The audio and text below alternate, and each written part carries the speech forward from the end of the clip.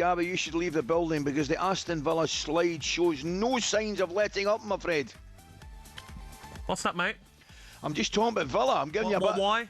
Well, I just think it's only fair Why, Ali? When there's so much bigger talking points of Chelsea, having 24 shots and scoring 0 goals, Chelsea's defence, Liverpool's poor performance second half. I can imagine you sitting in your room last night saying, right, he's going to come for me, so I better get some ammunition to fire back. No, but to be fair to you, mate, they're struggling, mate. Yeah, but what I will say to you is this, and to be honest with you, mate, you've kind of predicted it for the last 2 weeks. Yes. You've seen it coming, mate, so it's not a surprise, has it?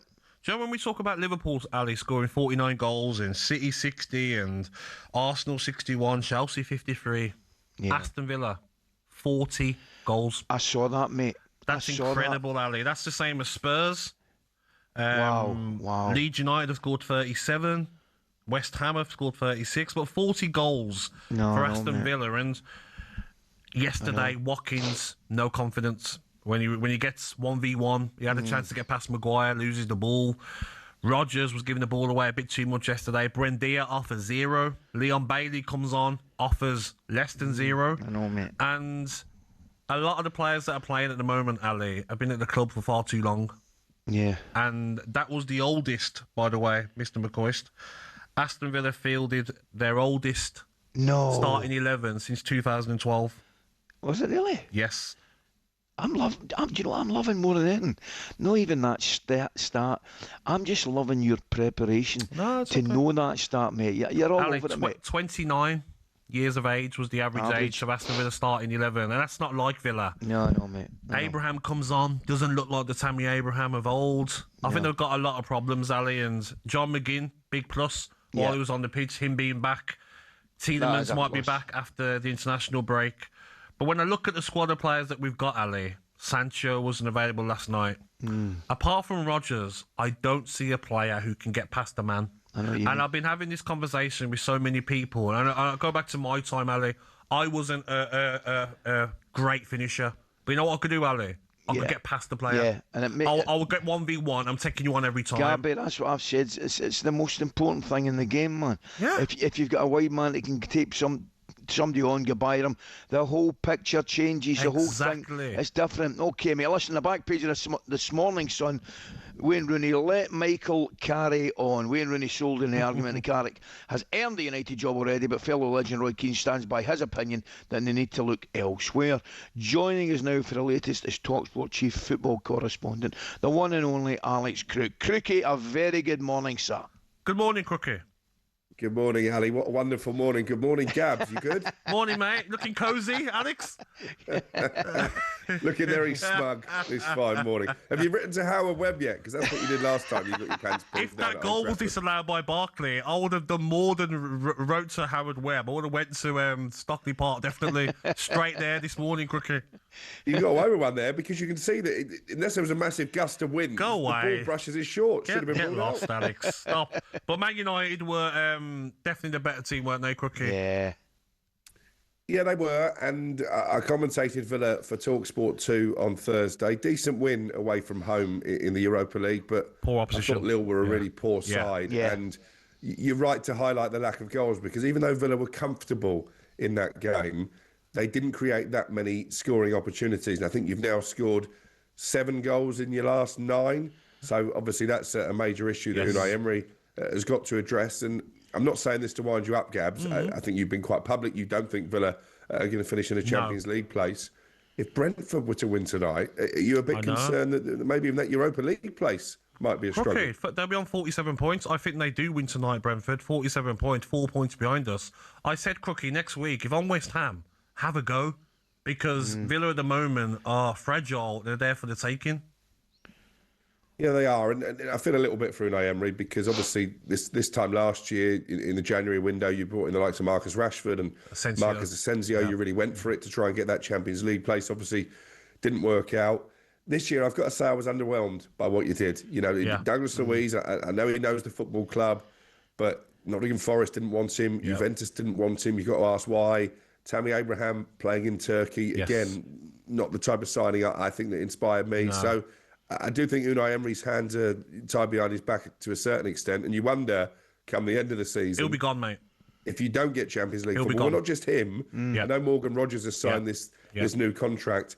I am digging around to try and find out if there is some kind of release clause in that contract, because he will have suitors at other clubs. 100%. And you know Morgan Rogers is going to have a fantastic World Cup as well. If Aston Villa somehow don't get Champions League football, I think the manager goes.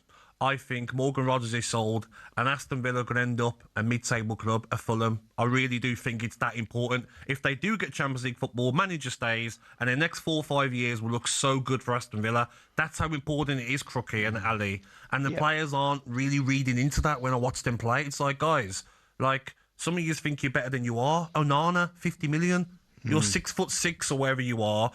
You're on the floor every second. Every time you're going for a tackle, everyone's thinking he's going to be out for 3 weeks. Like, poor players that Aston Villa have got. Leon Bailey, Aston Villa were that desperate. They had to go and get him from Roma when the manager doesn't even want him. Yeah, I agree. On the flip side, though, what a job Michael Carrick's doing. Crookie, I've got to say, mate, I've got it written down in front of me. I had to come into it because all joking aside, he has done a phenomenal job. I mean, Casemiro again, would you be talking him into trying to stay for another year? But let's talk about Fernandes. I mean, Šeško scoring again.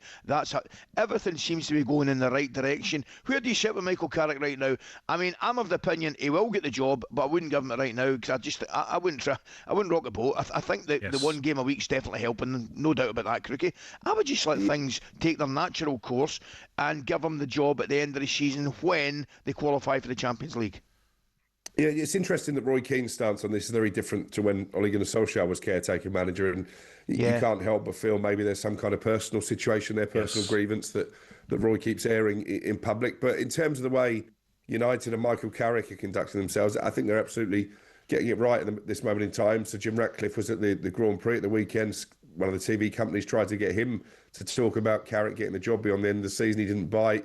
Carrick himself in the press conferences is the master at just batting away those type of questions. So it's a decision that they'll have to make publicly at the end of the season. I'm sure privately conversations are taking place, not just with Carrick, but with other potential targets as well. But he can't do any more than he's doing. It'd be a big surprise now, I think, if United, with that 6-point gap to Chelsea and ahead of Villa and Liverpool now as well, if they didn't get a place in the Champions League. But just on Bruno Fernandes, he's got to be a contender for Player of the Year for me. Definitely. And he's on course to set a new record for the most assists in the Premier League. He's only 4 behind the joint record of 20 held by Thierry Henry and Kevin De Bruyne. He's scoring goals. Definitely. Obviously, the Player of the Year usually goes to title winners. Gabriel, I think, would be the favourite in terms of that Arsenal team. Maybe Declan Rice. But from an attacking perspective, I think Bruno Fernandes is just about the best in the Premier League. What a waste of talent, though. Ali, being at a club that, not winning Premier Leagues, not winning Champions Leagues. A player of that quality, Ali, deserves to be at a team that are going to win the big trophies. Poor Bruno Fernandes. Get yourself out there in the summer. Do you know what? Get yourself to Bayern Munich. I'm not going to nibble on that one, but what I will say, and I won't mention him by name because I've taken a vow, but it does show how bad a job the previous manager was doing when you've got a creative talent like Bruno Fernandes and you stick him in a defensive midfield position. I mean, what on earth? He did his coaching badge with Gabby. What chance did he have, Crookie? That tells you all you need to know, Crookie. We all failed, Ali. Everyone on the course. Brilliant. Crookie, where are you this week, mate? Where's your football this week taking you?